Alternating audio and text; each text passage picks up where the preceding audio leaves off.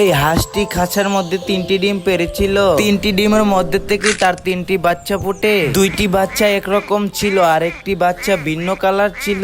আর ওইটা দেখে হাঁসটা অনেক চিন্তায় পড়েছিল। তারপরে তার বাচ্চাগুলা নিয়ে তা হাঁটতে হাঁটতে পানিতে যাইতেছিল। আর পানিতে গিয়ে 2টি বাচ্চা অনেক আনন্দের সহকারে নাচতেছিল আর ঘুরতেছিল।